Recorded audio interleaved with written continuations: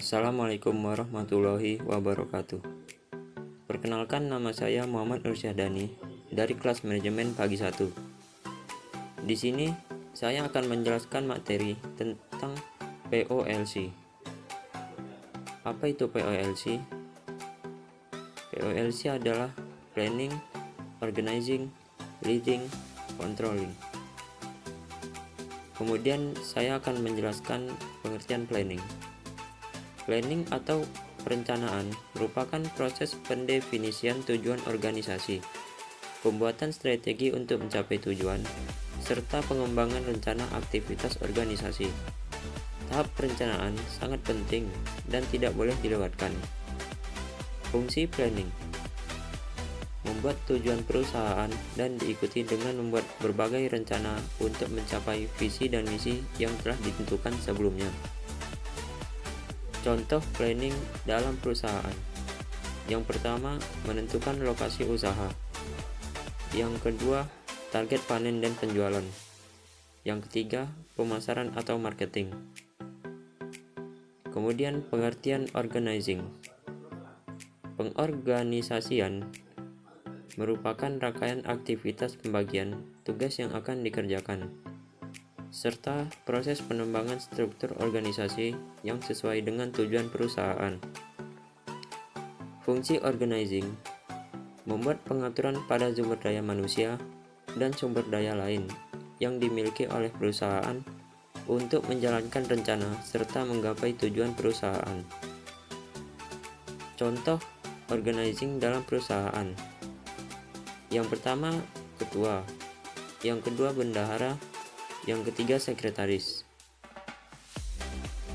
Kemudian pengertian leading.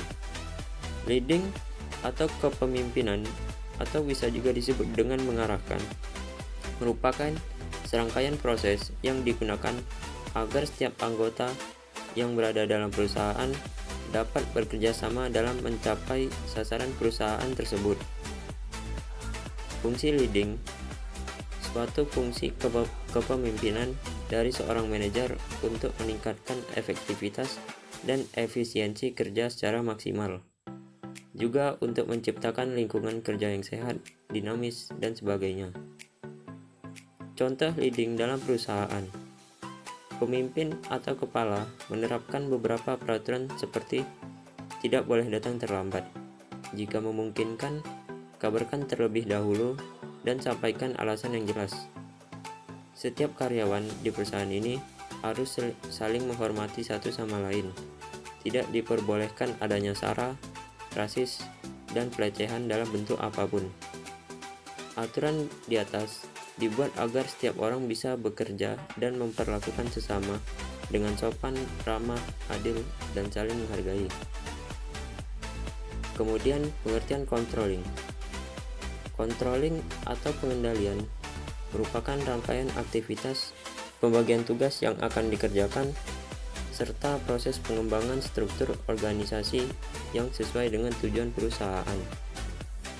Fungsi controlling adalah menilai kinerja berdasarkan standar yang ditetapkan atau dibuat untuk kemudian diubah atau diperbaiki bila diperlukan. Contoh controlling dalam perusahaan: pengawasan yang ditugaskan khusus adalah kepala, namun hanya berbatas secara garis besar saja. Sedangkan rinciannya kembali lagi pada seluruh anggota lagi yang ikut berpartisipasi dalam menjaga, melindungi, dan merawat seluruh peralatan kerja.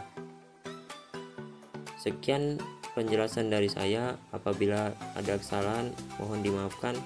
Thank you for watching. Don't forget like, comment, and subscribe.